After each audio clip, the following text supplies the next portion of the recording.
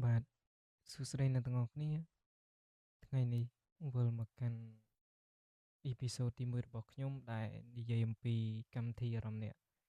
អញ្ចឹងថ្ងៃនេះខ្ញុំមានរឿងខ្លះដែលចែកជូនអ្នកទាំងអស់គ្នាទាក់ទងទៅនឹងតើពេលខ្លះតើអ្នកទាំងអស់គ្នាមានអារម្មណ៍ទាំងនេះអត់អារម្មណ៍ទី1នោះគឺធ្វើអ្វីមួយខ្លាចគេមើលមកមិនសមឬក៏មិនល្អអញ្ចឹងទៅអារម្មណ៍ហ្នឹងភាគច្រើនទាក់ទងទៅនឹងការរស់នៅរបស់យើងពេលខ្លះយើងធ្វើអ្វីមួយទៅ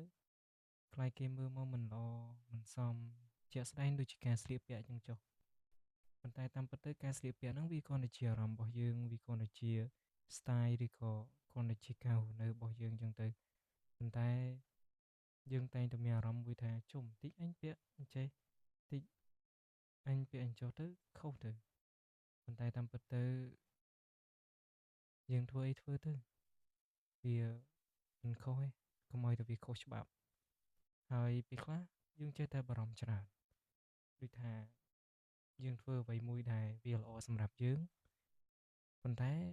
យើងដឹងហើយថារឿងនោះវាល្អសម្រាប់យើងប៉ុន្តែយើងនៅតែមានអារម្មណ៍មួយខ្លាចអ្នកដទៃមើលមកថាចុំតិចអញធ្វើអញ្ចឹងខុសប៉ុន្តែតាមពិតទៅជាក់ស្ដែងអត់មានណាគេខ្វល់ពីយើងទេយើងធ្វើអីធ្វើទៅឲ្យតែយើងសប្បាយចិត្តហើយរឿងទី2នោះគឺនៅពេលដែលយើងធ្វើអ្វីមួយយើងមានកូនចិត្តមួយខ្លាចខុសខ្លាចអ្នកដទៃបង្អាប់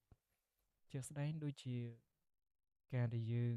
ចង់ធ្វើអ្វីមួយដើម្បីសម្រេចគោលដៅរបស់យើងហើយយើងមានអារម្មណ៍មួយថាចុំតិចអញធ្វើទៅខុសទៅ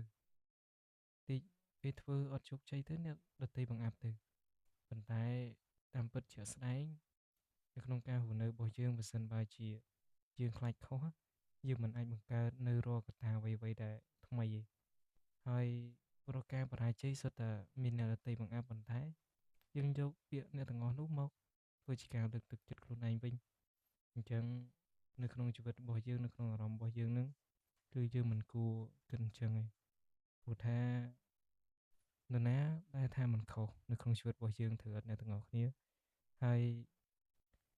កុំគិតវាអីវាគ្រាន់តែជាអារម្មណ៍តូចមួយទេប៉ុន្តែតាមពិតទៅគ្មានណាគេខ្វល់ពីយើងទេព្រោះគេខ្វល់តែអំពីជីវិតរបស់គេដែរហ្នឹងទាំងការលក់ដូររកស៊ីធ្វើចំណូលផ្សេងៗគេគិតអំពីគេតែហេតុអីយើងទៅត្រូវតែគិតរឿងហ្នឹងដែរអញ្ចឹងក្នុងការរស់នៅរបស់យើងមិនគួរមានរឿងអារម្មណ៍ទាំងអស់នេះទេហើយសូមអរគុណអ្នកទាំងអស់គ្នាដែលស្ដាប់មកដល់ចុងបញ្ចប់ហើយចុងក្រោយមានពាក្យមួយថា motivate and peace បើសិនបើជាចង់បានការលើកទឹកចិត្តផ្សេងៗនិងសន្តិភាពផ្លូវចិត្តអូខេជួយ subscribe ម្នាក់មួយបាយបាយ